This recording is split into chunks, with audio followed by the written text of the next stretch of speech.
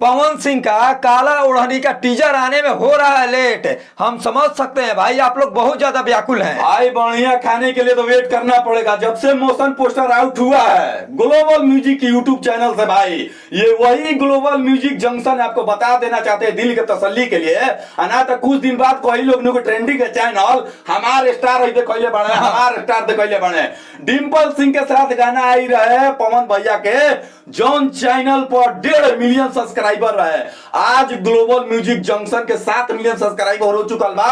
वो पवन सिंह के देन बा और ट्रेंडिंग के रास्ता पवन सिंह ने दिखाया है। आज बोले कोनो सिंगर के गाना राज कर था, सही बात पवन सिंह का दिया हुआ global music junction YouTube channel आज यूट्यूब के मेन सेक्शन में म्यूजिक सेक्शन पर भाई राज कर। और फैंस बहुत ज्यादा व्याकुल है, मतलब कि पूरा परेशान पड़े कि टीजर अभी तक क्यों नहीं आया ग्लोबल म्यूजिक से। तो फैंस भाई छोड़ा ना, फैंस तो फैंस विरोधियन भी कापल वाले लोग, सब लोग कापत लोग। भाई मोशन पोस्टर में हेलीकॉप्टर के सीन दिखाओ गई बा। ये पवन सिंह कौन लेवल के भाई गाना ले आवत है। तो पवन सिंह बोले ही थे कि हम लाएंगे तो भाई कुछ बड़ा लाएंगे, लेट होगा लेकिन बहुत ज्यादा तगड़ा होगा, देर होगा लेकिन दुरुस्त होगा। पवन सिंह हमेशा कहते आते हैं कि बाकी सिंगर लेकर अगर हम कह दें तो हमारा लोग में क्या अंतर है जी, हम हट के देना चाहते हैं।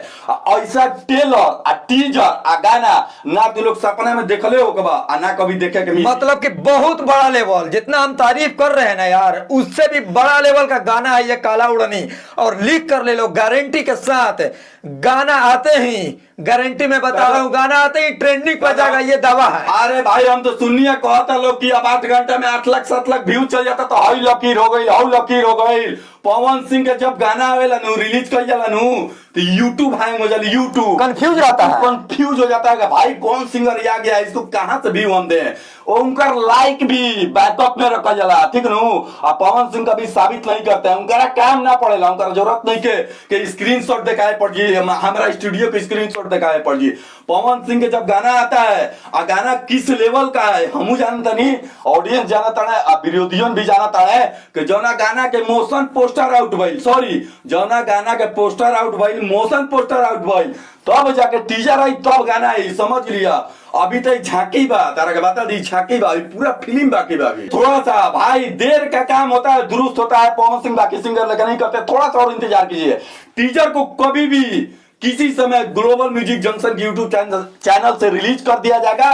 तारा लोग के काम बाकी करा हैंग करा दे, ठीक नु, बस थोड़ा सा और वेट कर लीजिए। बाकी चलिए मिलते हैं नेक्स्ट वीडियो में। एक मेरा नया चैनल है निशांत सिंह ऑफिशियल, आप लोग उसको जाकर सपोर्ट करिए, मेरा लगातार उस पर वीडियो आएगा। अब इस चैनल पर थोड़ा कम आएगा, कुछ टेक्निकल फॉल्ट हो गया है, लेकिन उस चैनल पर लगातार आएगा। जाके चैनल निशांत सिंह ऑफिशियल के जाके सब्सक्राइब कर लो, काहे कि हमनी के चैनल पर कुछ तकनीकी फॉल्ट आ गई बा, एक कारण से कुछ आए वाला दिन में चैनल सबनी की वीडियो ना आई। प्लीज सपोर्ट करो सन यार, ठीक न। जाके चैनल के सब्सक्राइब करो, काहे के सारा रिलाइज से लेके रिव्यू के वीडियो सारा निशांत सिंह ऑफिशियल पे आई भाई।